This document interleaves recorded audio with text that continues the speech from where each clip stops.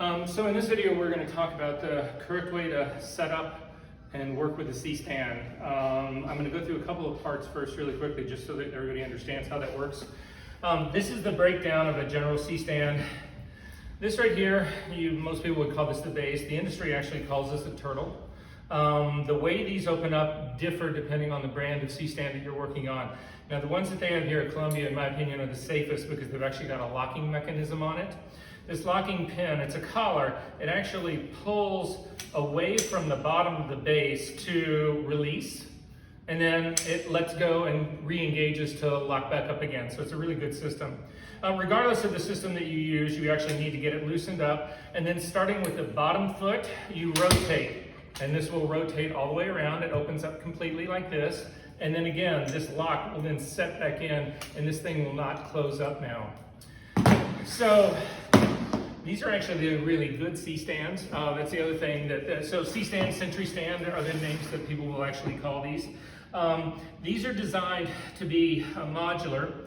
You can start with the lowest of them all. This is actually, we call this a stud or a pin.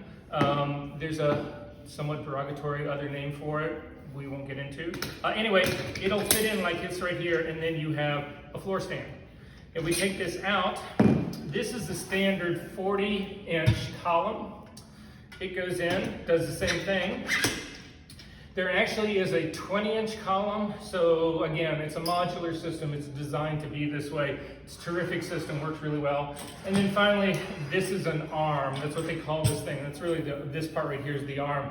These things that are one is actually runs up and down the arm, the other is permanently fixed to this. These are called knuckles.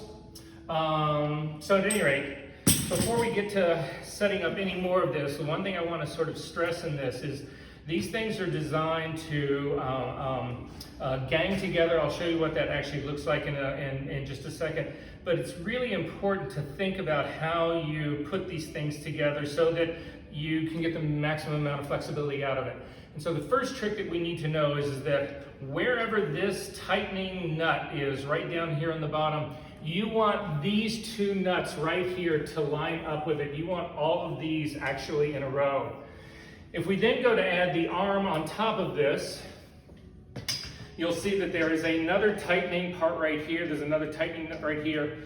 It also lines up with these guys right here. And then finally, this knuckle loosens up right here. We're going to turn this.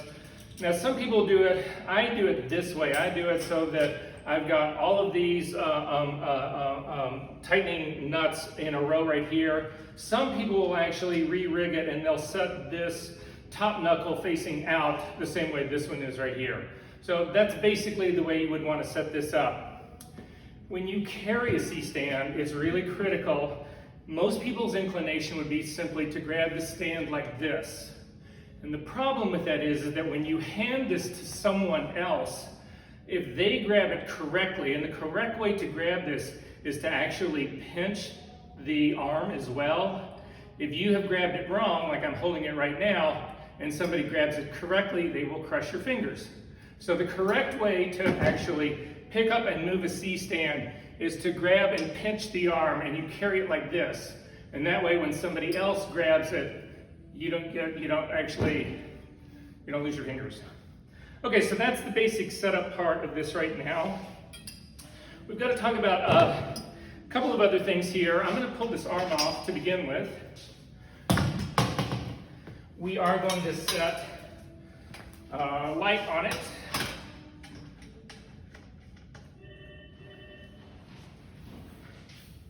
And this would be just a simple, basic way to have this set up and designed to shoot with. However, in our case right here, you'll notice on this base right here, these legs are at 3 different heights, and that's really important because this allows these to actually nest together. And what I mean by nesting together is you can see I've got another small C-stand right here. I can actually take this, drop it over the other one, and I get the columns extremely close to one another. That's really difficult to do with a Speedo stand or a pick stand or just a regular folding up light stand. So that's one of the beautiful things about it. However, safety first. When you actually use these, You'll see in here in the studio in Columbia, these things are marked where to put the sandbag. All your stands should be sandbagged. It's just a matter of safety. These things can fall, and you just need to be careful about that part. So the sandbag always goes on the tallest of the legs, like this. And the reason it does that is that this is now, you can see, if I try to move this around, very, very steady. However, if I go on the lowest side and I sandbag that side, you see what ends up happening is that the sandbag itself is resting mostly on the floor, and this will simply pull straight out. There's no real, it's not really engaged here at all. So this is not how you do bag a stand. It's more always on the top guy right here. Now, you can also add sandbags all the way around. The more secure, the better. So, a huge debate about C-stands. What to do with the cord. So, I've had this fight with more assistants and more photographers, and the easiest way to answer the debate is to simply show it to you. With a C-stand set up like this, light like this, I go ahead and I take this cord right out here and I plug it into a power pack. Let me scoop this over just a little bit more. I plug it into a power pack. Everything's great. The cord's running along the ground. Somebody trips on the cord and this happens. Not good. Instead, you run the cord underneath the turtle, like this.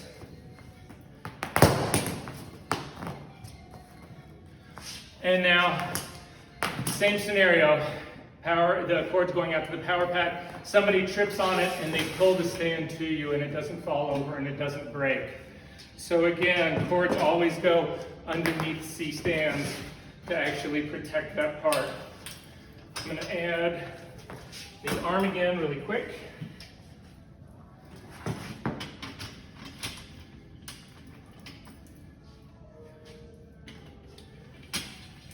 So now we need to talk about knuckles.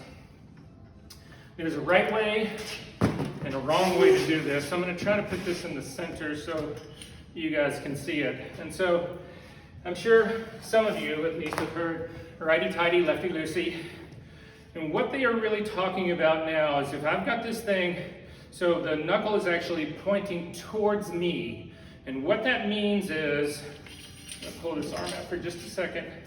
What that means is, if I twist the tightening mechanism here to the right, it tightens down. If I go to the left, it loosens up. And the reason this is important for us is how you ultimately rig on top of this. So I'm going to show you the correct way and the wrong way and why. So I'm just going to twist this around to make this a small extension for my stand right here. I'm going to put a head on it. Raise it up a little bit so you can see me. So in this case right now, and there's not a ton of weight here, but you can actually rig these stands that end up with an enormous amount of weight on this, and that's when they become a little bit unstable, and this really comes into play. But it's just, you should be in the habit of rigging things correctly all along. You'll notice right now, my foot is on the bottom of the C-stand. I don't touch a C-stand, I don't adjust a C-stand without a foot on it to actually add additional balance and additional security so this thing doesn't go down. But what the righty-tighty, lefty-loosey thing is all about is this. If I actually have this head moving in the correct direction, so this is now moving off to the right for me, what will happen is over time, if this knuckle loosens up, and it will over time, as it starts to move in this direction, the actual movement of the head tightens the knuckle back down. So it becomes very secure. So as long as it's going in this direction, you're good to go because it's tightening the knuckle down. However, if I go in the opposite direction and I'm going off this way, it's just the opposite ends up happening on this. Hang on one second, let me get this.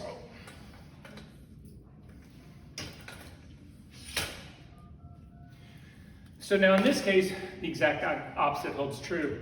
If over time this begins to loosen and this starts to go like this, it actually undoes the knuckle, it loosens it up, and this whole thing will fall and crash out.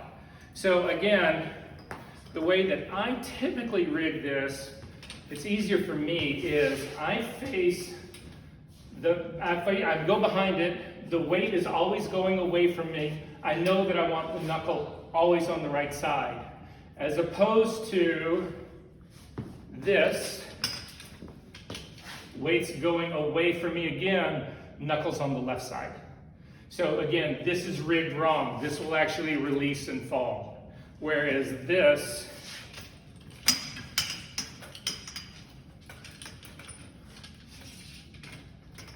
will not. This will only get tighter.